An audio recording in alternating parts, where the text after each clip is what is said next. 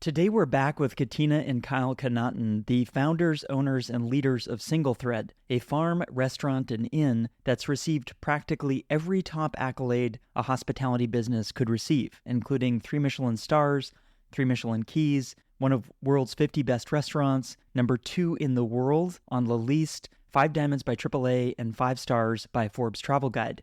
Yesterday, in part 1 of our 3-part mini-series with them, we heard about the life experiences that were formative in their journey to their work today. And in this episode, we're going to be talking all about SingleThread and their unique perspective on hospitality that has led to all the recognition they've received as being one of the best in the business. Stay tuned to hear Katina and Kyle's thoughts and insights on the power of place, the link between farming and fine dining, innovation in the culinary world, the role of education and storytelling in heightening the guest experience, and much, much more.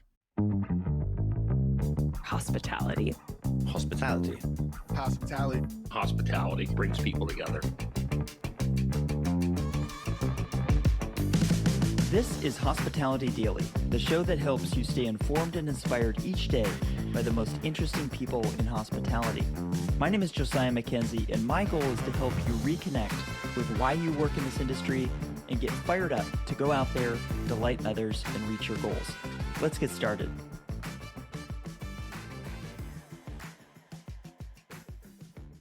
We're sitting here in Healdsburg, and place shapes us, right? I wonder if you could speak specifically to how this place kind of shapes the work that you are doing now.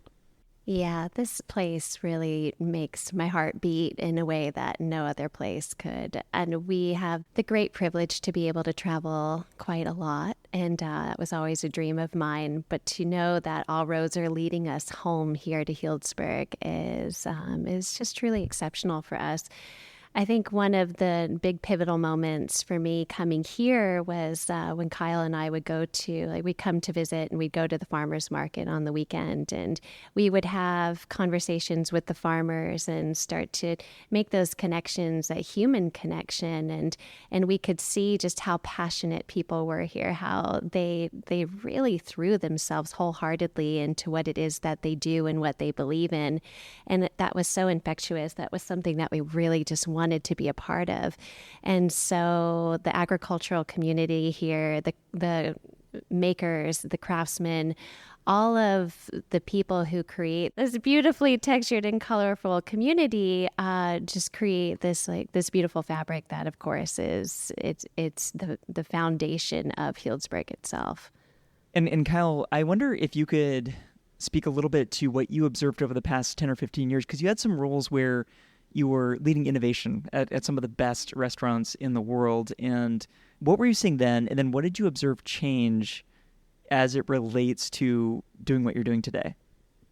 Yeah, well, I came up cooking in Los Angeles, and I was working in Japanese restaurants and non-Japanese restaurants. And it was a really a lot of product-based, seasonal, type of cooking. And that was really where the beginning of that, the influence that had really started up here in Northern California with places like Shape and East and stuff had come, down to Southern California, and was really about the seasons. There was all these different cultural influences that found their way into the cuisine, from European and, Asian inspirations and Mexican and South American inspirations. And so, California is such an amazing place to cook because we don't have a lot of the great cuisine cultures of the world, this long lineage of heritage and defined ways that the cuisine needs to be. We have this really amazing sort of cross-cultural style of cooking, and that everyone defines in their own way, but it's all really based off of the seasonal produce from here. I then go to Japan to work in another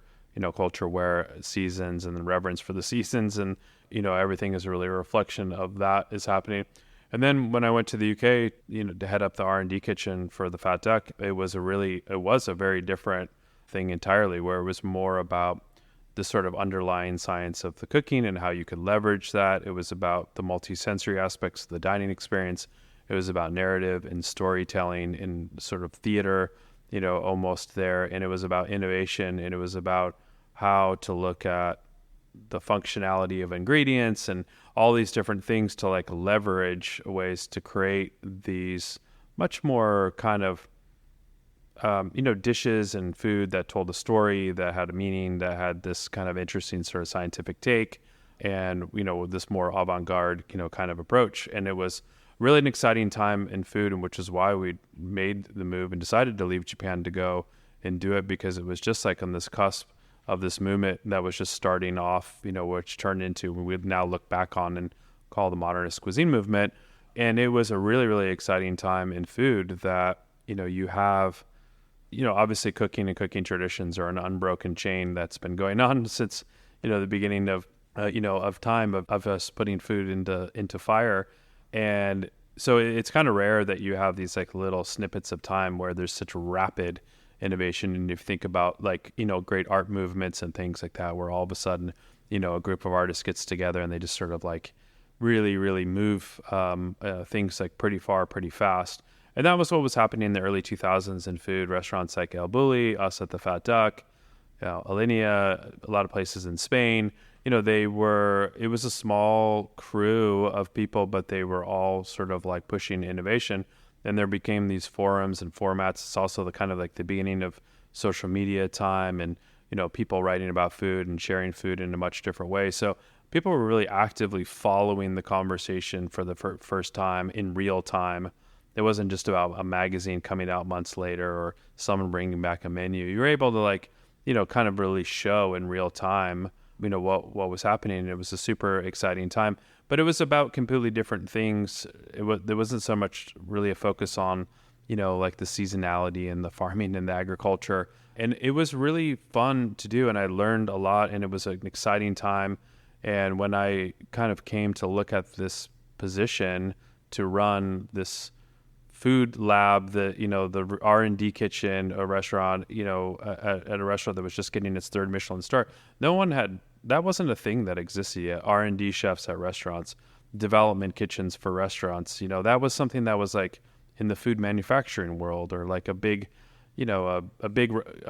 chain restaurant or something like that. So that was new. And so when I came and it was like, this is the position, and I was like, I just remember saying something really exciting is about to happen here, and I just want to be a part of it. And I got this really amazing opportunity to take that role, and even just started to define what it meant to do that kind of work.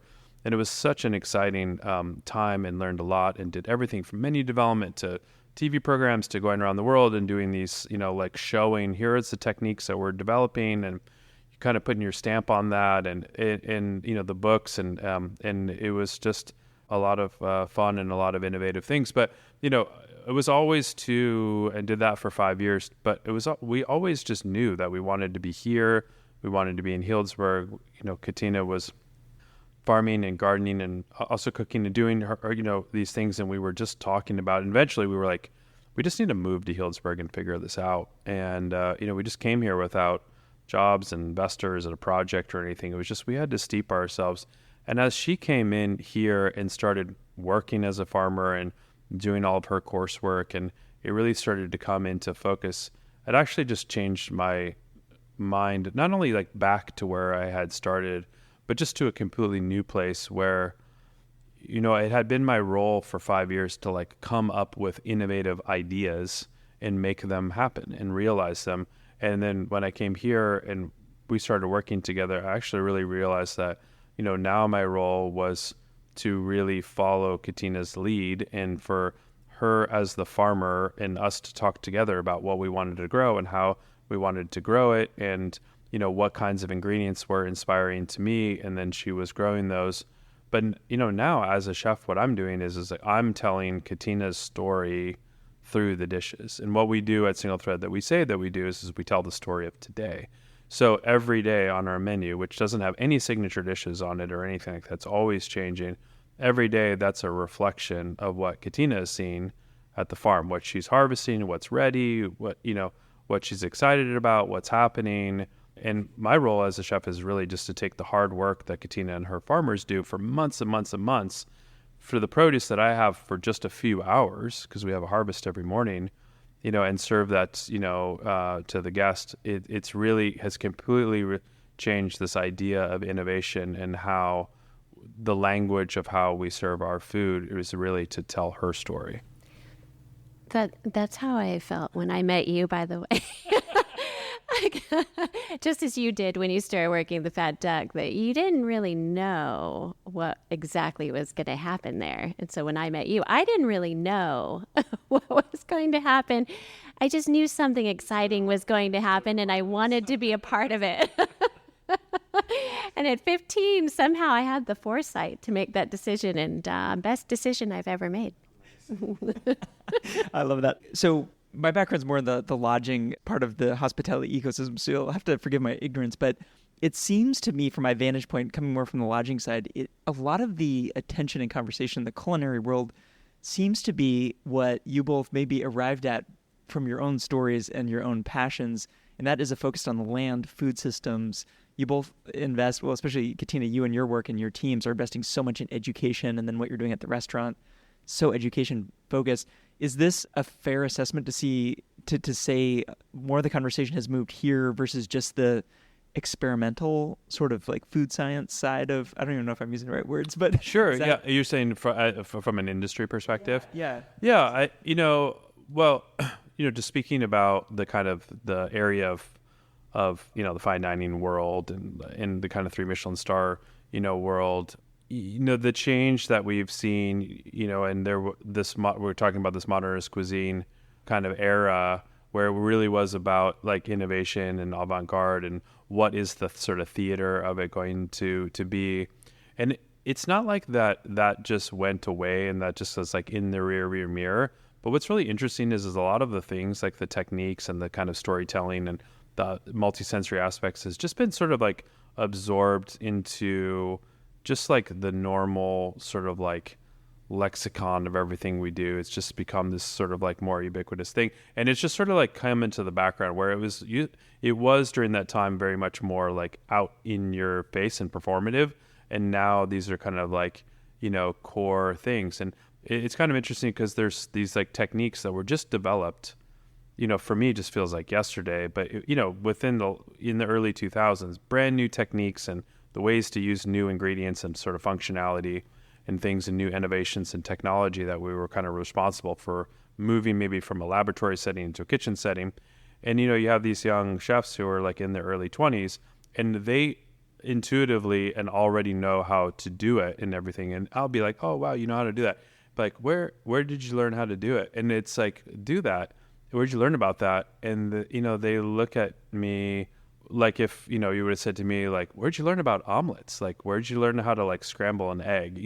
For them, right, it just kind of feels very sort of normal. And I'm like, that was only like invented 15 years ago. And, but for them, it might as well have been 100 years ago.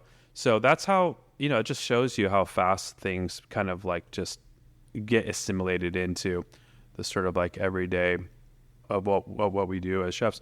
But, to answer your question in terms of like the direction of sort of restaurants and hospitality is a lot of those, things and concepts and a lot about, fine dining outside of like the really creative modernist world, was a little bit more about luxury for a certain period of time. It was about getting ingredients flown in from all over the world and this new world that everyone was in where you could get, produce sent from the other side of the world and, fish and lamb and like the way that stuff could just move around so easily. We take for granted that that's just a given, but that's relatively new actually, right? In this like sort of like last 100 years or less that's actually able to happen.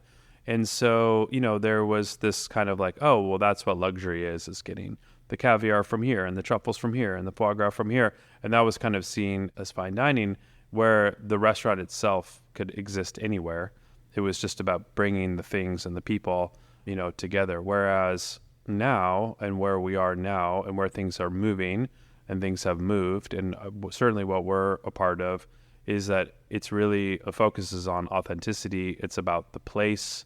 It's about the representation of the place and its time within that place, the sort of seasonality and the locality, of it. And that's what our special experiences for us that we're really passionate about, to visit, whether it's in Japan or France or wherever it may be, is to say like this experience could only exist within that place. You couldn't pick it up and move it somewhere else and it wouldn't be, would not be the same. And, that it's an authentic representation of the place where we are. SingleThread could not in Healdsburg and where we are, those two things could not separate from each other. And obviously Healdsburg could separate from us, it exists without us, but what we are is such a reflection of where we are, and so people have to come to it.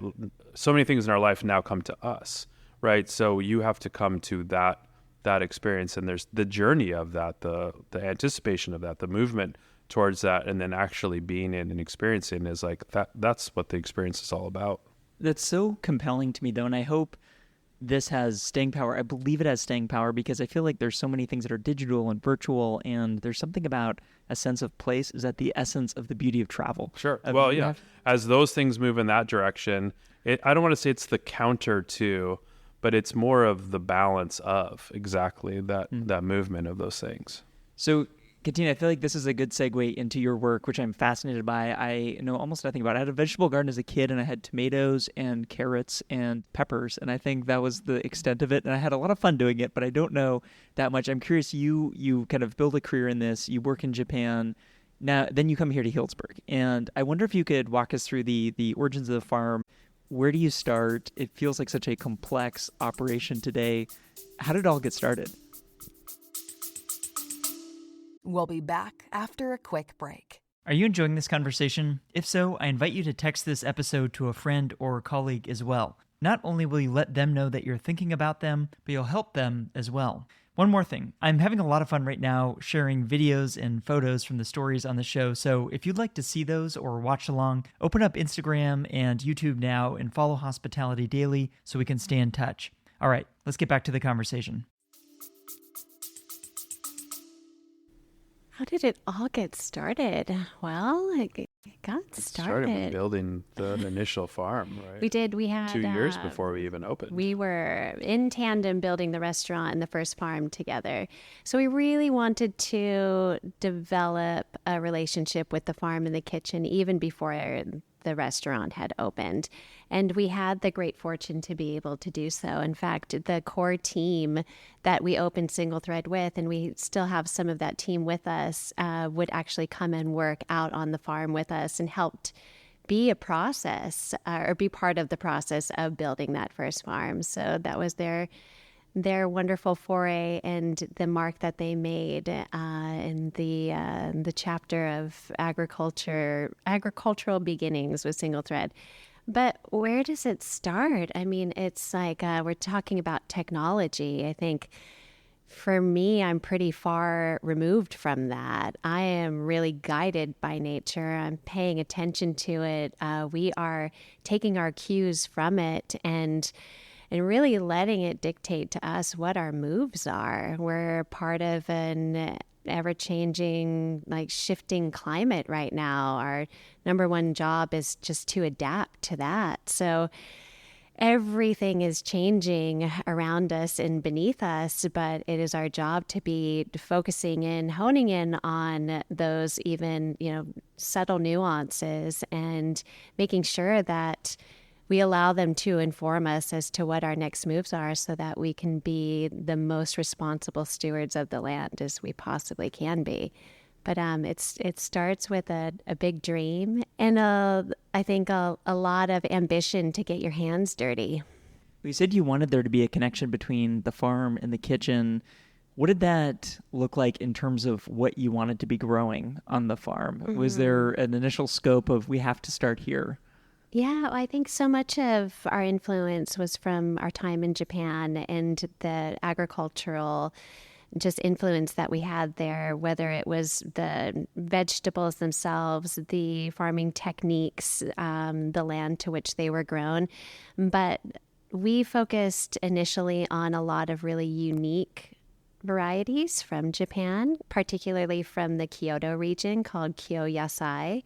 And I think that was really where we started to build our repertoire. And from that, we just kept continuing to build out really unique finds. There's nothing more exciting for us than bringing in a harvest bin full of just beautiful vegetables into the kitchen. It stokes the fires of creativity, unlike anything else, creativity is not linear. So while chefs can order from, an availability list, it's not quite the same as having that interaction with them in real time with that product.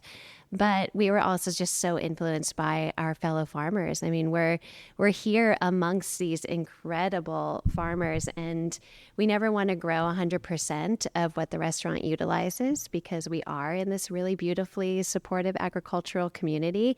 We also need each other. We lean on one another when there is a fire happening or a flood happening. We rely on our fellow farmers to kind of carry us through it.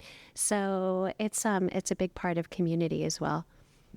Well, I'm just thinking about that connection. That was the goal from the outset of having the connection between the farm and the kitchen. I'm curious what that connection looks like today, because my understanding is there's a lot of education that takes place for your guests each night where you're informing them. How do you think, I'd love to hear from both of you, maybe starting with you, Katina, in terms of how do you, I guess, have that information flowing between the two parts of your business? That does rely on technology, actually. So we do use Slack for that, as well as the kitchen will come out. We've got a lot of chefs who will come out every week and connect one-on-one with their product. But we are offering information to the kitchen in real time each and every day so that they are completely aware of what is coming in, what is going out, what is at its peak. And because we're only 7 minutes apart at the farm and the kitchen, we're able to really just create a very strong connection amongst us. And so I feel like we've got a very strong dialogue that we've been honing for almost 8 years now. Well, I love it. And I think practically, it seems that the connection is very direct, because what your team is selecting down to the tomatoes or the actual produce that they're bringing in makes its way to the kitchen, right? So there is this through line from a just practical production perspective where everything doesn't start in the kitchen. It's starting up at the farm. Yeah, I mean, the farm is the start of the kitchen. Like, it often like sort of looked at or talked about in this sort of delineated way, but they're not. The sort of the end steps at the farm are really the first steps of the kitchen. So, when the kitchen is every night before they leave at midnight is putting in their farm order for the next morning, sending that over. So when the first farmers are coming in at 5, 6 a.m., they're reading that communication and they're like, okay, this is what the kitchen needs today. And they're making a plan for harvest and they're delegating those tasks out, and everyone's going out into the field and they're kind of going to areas that they specialize in and that they really know. And they're out there, Katina, or any one of the farmers is out there, they're selecting, right? When you just get produce delivered to you from the back of a truck, onto your loading dock, or, you go to a grocery store, right? You're in, you've got something contained in a box, you're given what you're given and you sort of like utilize it. And maybe some of them are at their peak ripeness and some aren't, or, whatever the case may be. But, the farmers are going out there. Let's take, for example, the strawberries right now. They're going through berry by berry and saying, this one's ready. This one's not. This one's ready. This one's not. They're going through and selecting based off of what we're looking for in ripeness or tomato or whatever the case may be. Is like they're hand selecting. They're thinking about that this is going to be cooked today, served today. Is this a reflection of what we want it, to taste like? They're not just like, all right, well, I'm just going to harvest this plant and then I'll move on and harvest the next plant. They're like, this pepper is ripe. This one needs to turn and get a little more sun here. And they're just like going through and making passes as different, fruits and vegetables sort of like ripen. And then they're bringing that in. They're sort of like doing some processing and some cleaning and, whatever it is that they need to do. And that's coming to the chefs, and there's a handoff, there, and then the chefs take it the rest of the way. So, they're already doing so much of this like culinary work out at the farm that's really, really important as to how we start our day. And we kind of take for granted as, chefs that we just get everything like essentially perfect and ready to go. I love it. I would love to hear you talk a little bit to how this translates into the experience of people dining in the restaurant in terms of education. How How does that look? Is it all the interactions, how the dishes are introduced? Where does that information transfer sort of happen? Yeah, I mean, as I've said, we do what we say is tell the story of today to our guests. So they come in and through the flowers, which Katina grows, or things she gathers from the wild, or from some of her other friends who are amazing floral growers, in growing that floral material with the same integrity that the vegetables and all the things that you eat are grown. She's telling this visual story in the way that she's directing all the floral arrangements or doing them herself, and certainly through the ingredients and a lot of the presentations and how we bring floral and agricultural material into the way that we present things. We're telling a visual story, we're telling a taste and flavor story, and then we're telling an actual story, a true story, in the dining room through the way that we're serving it and in the dishes themselves. And so, everything is about steeping the guest in this moment, in the moment in time. So you may have heard the phrase in Japanese, ichigo ichie, which is a very famous phrase, which means like one chance, one encounter. It's to really like steep you in this moment. Say like, hey, we can come back to this restaurant, but it's not going to be the same meal. We're not going to be the same. Maybe we're not going to be the same with people. Like, even if we replicated to come, okay, the four of us will come back here again 6 months from now, and everything will be different, and that experience will be different. And we're different people under different circumstances. So it's really an appreciation for, and that's, I think, what good hospitality is. It's about creating a moment that cannot be replicated and really making you feel it on a conscious and subconscious level, that you're sort of experiencing something very, very special within that moment, and you're sort of like appreciating subtly the impermanence of things. And that's kind of the beauty of the art of food is that it's not like a recording of a song or the painting of a painting or the sculpting of a sculpture, right, that can like live on, right? It's like you are taking it in that moment, and that moment is fleeting, and you just keep the memory of it, but it's very sort of ephemeral, right? It's just sort of gone, and that becomes really the beauty of it. And so we want to bring them into our environment. We're bringing them into our home. This is not a performance. We're not kind of broadcasting a Broadway play at you.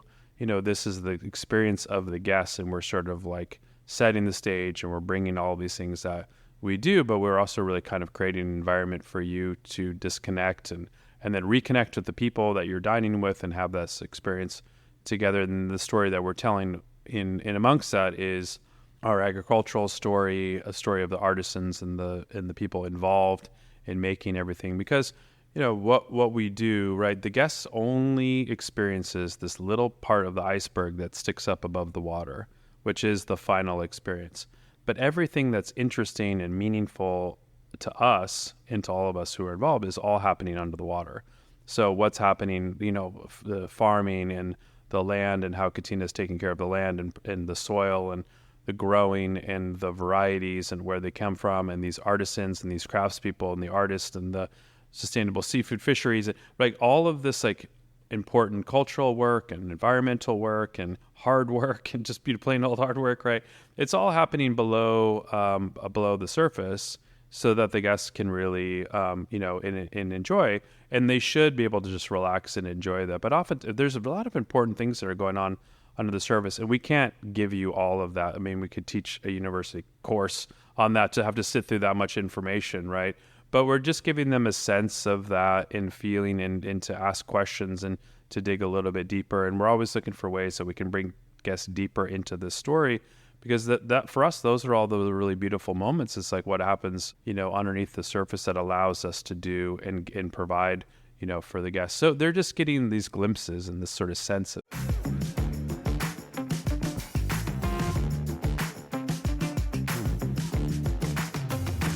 What I love doing on this show is looking for high performers, learning what they're doing, and then learning why they're doing what they're doing. But then also looking to see if there's other high performers doing the same thing. Is there some bigger trend happening that we need to be aware of to function at the highest levels? That's why I was excited to have Dax Cross, the CEO of Revenue Analytics, on the show recently to talk about what he is seeing working with some of the biggest groups in the world like IHG.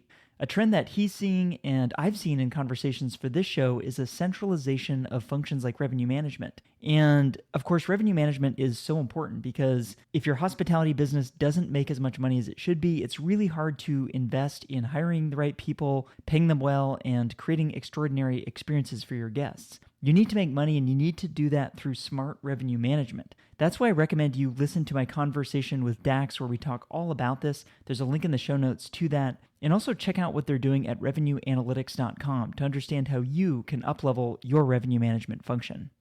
Before we go, I want to let you know about a few more things. First, if you haven't done so already, subscribe to this podcast on Apple Podcasts, Spotify, or your favorite app to stay inspired each day by actionable insights from the most interesting people in hospitality.